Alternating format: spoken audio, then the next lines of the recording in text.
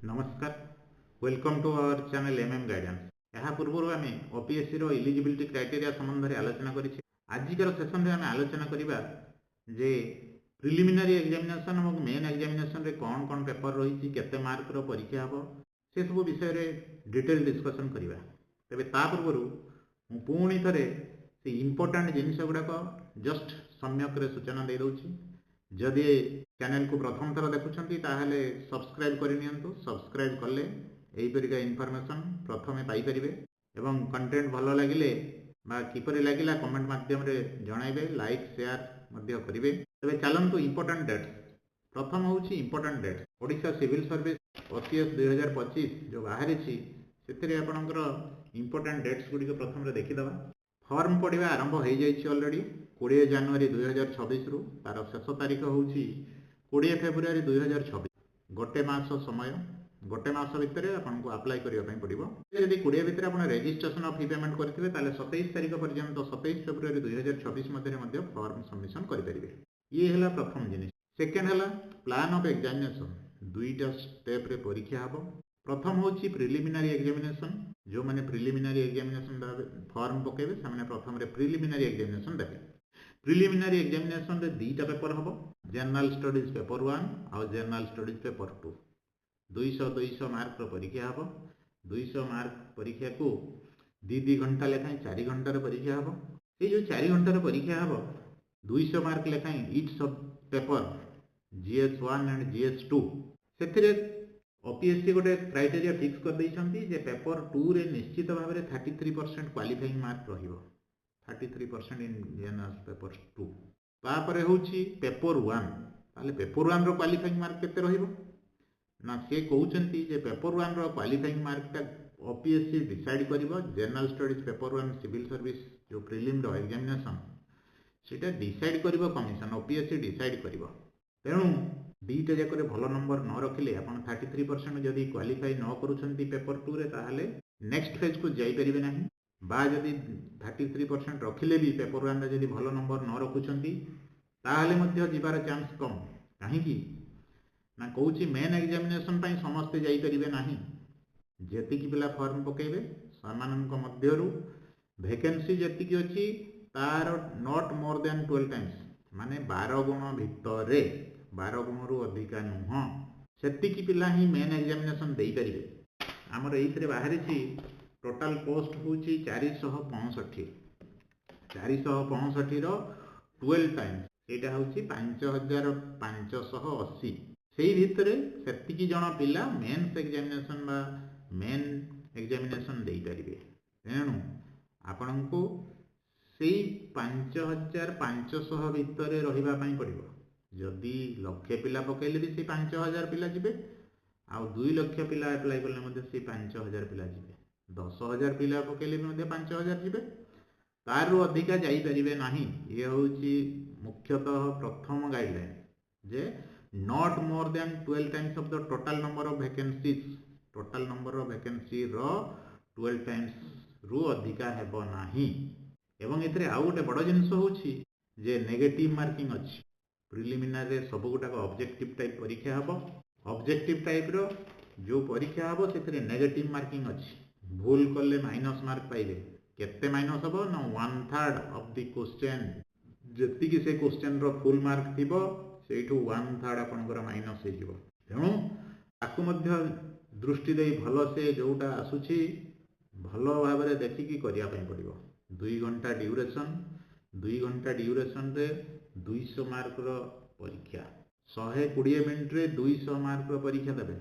तापरे आसिला ए जो qualifying mark qualify कले आपण जीवे मेंस एग्जामिनेशन दवा पई।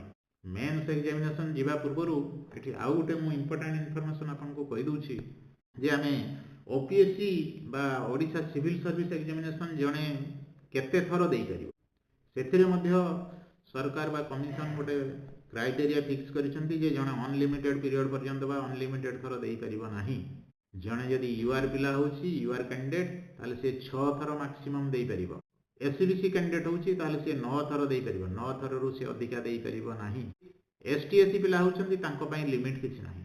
9 रु अधिका मध्य सेमानकर जदि अन्य क्राइटेरिया अलाउ करूछि बयस एवं अन्यान्य जदि ठीक ठाक अच्छी ताले सी जेते थर चाहिए एसटी एससी पिला दे पारे किंतु एससी बीसी पिला 9 थर आउ यूआर पिला 6 थर मात्र दे पारे या दृष्टि देवाई पड़ो तेणु देखु लिमिट भितर जेमिति हेले क्वालिफाई करने पड़ो जदि प्रिलिम क्वालिफाई कले ताहले मेन्स एग्जामिनेशन देबे मेन एग्जामिनेशन रे आपणकर पेपर संख्या बढ़ी फुल मार्क बढ़ी 2000 मार्क रो परीक्षा देबे इनक्लूडिंग इंटरव्यूटा हूँ 250 नंबर रो इंटरव्यू हम 1750 1750 रिटिन एग्जामिनेशन 7टी पेपर प्रत्येक पेपर को 250 लेखाएं मार्क प्रथम 5टी पेपर हूँ कंपलसरी फॉर ऑल समस्त कंपलसरी तापर 2टा पेपर हूँ ऑप्शनल कैंडिडेट निजे चूज करिवो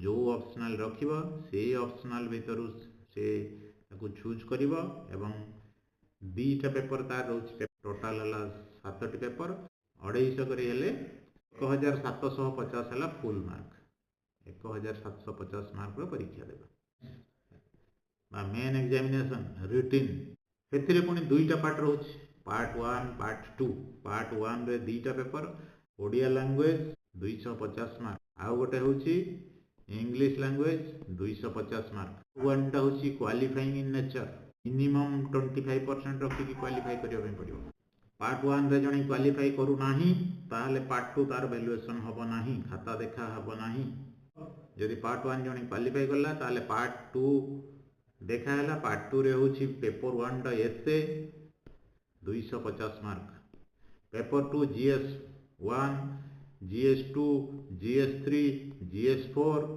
सब गुड़ाक 250 लेखाएं 4टा ये गोटे 5टा तापर आसला ऑप्शनल पेपर 1 और optional paper 2 250 total 1750 mark written examination हम आ personality test by interview 250 number हम एवं रैंकिंग हला बेलू ये टोटाल 2000 रु जड़े जी नंबर रखि ताकू नहीं रैंक बा मेरिट लिस्ट प्रिपेयर हम 2000 मार्क उपरे मेरिट लिस्ट प्रिपेयर हम किंतु ये जो पर्सनालिटी टेस्ट ये तो कहला जे प्रिलिम रो 12 टाइम भितरे पिला आसीबे मेन परीक्षा देवाई मेन रिटिन किंतु पर्सनालिटी टेस्ट कौन सब पिला देबे ना पर्सनालिटी टेस्ट मध्य सब पिला दे पारे नाही तापाई गाइडलाइन होची जेतिकी वैकेंसी अच्छी तार 2 टाइम्स पिला पर्सनालिटी टेस्ट दे पारिबे माने जदि 465 वैकेंसी रहूची